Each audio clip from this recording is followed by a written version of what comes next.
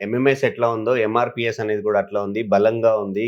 గ్రామ స్థాయి నుంచి దానికొక నిర్మాణం అంటూ ఉంది. మందకృష్ణ మాదిగ అంటే టాల్ లీడర్‌గా మాదిగ జాతి సంక్షేమానికి పనిచేసే వ్యక్తిగా కనపడతారు. ఇప్పుడు మీరు ఇంకొక సంస్థ తెచ్చి అటు ఎంఆర్‌పీఎస్, ఇటు ఎంఎంఎస్ మధ్యల అది ఇవన్నీ 2 జూస్తే మాదిగల మధ్య చీలికకో లేకపోతే 2 వర్గాలుగా దారి తీయడానికి అవకాశం లేదంటారా? అది పొలిటికల్ సంస్థ కాదు.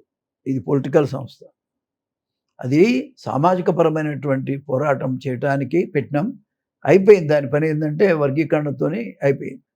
కాబట్టే పొలిటికల్ శక్తినివ్వటానికే ఈ జెండా పుట్టింది తప్ప మరొకటి కాదు. ఇది పక్కా రాజకీయ జెండా ఇది. ఖచ్చితంగా మా మా మందకృష్ణ మాదిగ కూడా మాకే తోడుగా వస్తాడు. రాకుంటే ఎక్కడ పోతాడు ఆయన మాత్రం. అందరూ వస్తారు. అందరూ రావాలని నేను విజ్ఞప్తి చేస్తున్నా.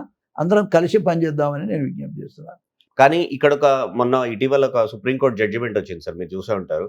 అంటే మతం మారుతున్నారు అనే దానికి సంబంధించి చూస్తే, సో మతం మారిన వాళ్ళకి ఈ ఎస్సీ, ఎస్టీకి సంబంధించినటువంటి ఇవేవి వర్తించవు. వాళ్ళందరూ కూడా ఇతర మతాల కిందనే లెక్క అనేది.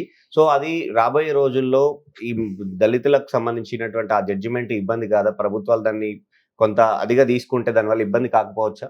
ఇప్పుడు ఒక మాట చెప్పాలంటే ఈ మాదిగలను, ఈ దళిత వర్గాలను ఏ పరిస్థితిలో కూడా ఎదగకుండా చేయటమే అగ్రవర్ణాల లక్ష్యం.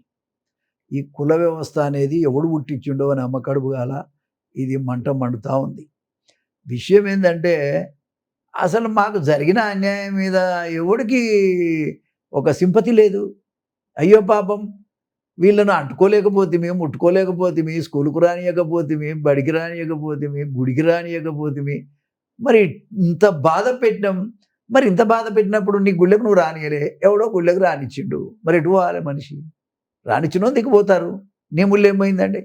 ఇది మనసుకు సంబంధించిన విషయం. ఇది మనసుకు సంబంధించిన విషయం. మతం అనేటువంటిది మనసుకు సంబంధించింది. ఈ ప్రభుత్వం ఇచ్చేటువంటి అన్నీ కూడా భౌతికంగా అవసరమైనటువంటి అవసరాలు. మరి అది కాదన్న శక్తి వీళ్ళకి ఎక్కడదా సార్? అది తప్పుడు పద్ధతి. అది ఏదైనా సుప్రీంకోర్టు ఇచ్చిన జడ్జిమెంట్ కూడా అది వాస్తవంగా మరి ఎందుకు ఇచ్చారో కానీ అది దురదృష్టకరమైన పరిస్థితి అని కూడా నేను భావిస్తూ ఉన్నా. మంచిది కాదు. అగ్రవర్ణాల వాళ్ళంతా కూడా ముందుకు వచ్చి కుల వ్యవస్థ పోవాలని ఎందుకు చెప్పారు సార్? కుల వ్యవస్థ పోవాలనేటువంటిది చెప్పగలిగినప్పుడు మరి వాళ్ళు అప్పుడు హిందూ ఎవరైతే దళితులు ఉన్నారో వాళ్ళు కూడా సరి అయినటువంటి నిర్ణయం చేసుకునే అవకాశం ఉంది. ఇంకోటి కాన్స్టిట్యూషనల్గా ఏ మతమైనా ఎవరైనా నమ్మొచ్చు అనేటువంటిది క్లియర్గా రాసి ఉంది. దాంట్లో ఇంటర్ఫేర్ అయ్యి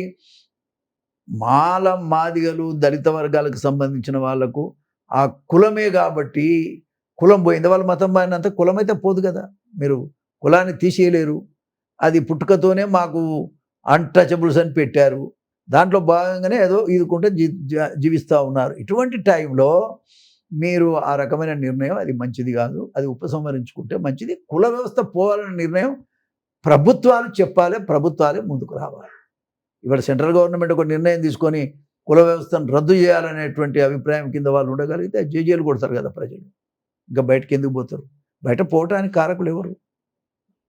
ఎవరైతే మేము హిందువులం అని అంటున్నారో మరి హిందూ వ్యవస్థలో జరుగుతున్నటువంటి లోపం వల్లనే అది జరుగుతుంది.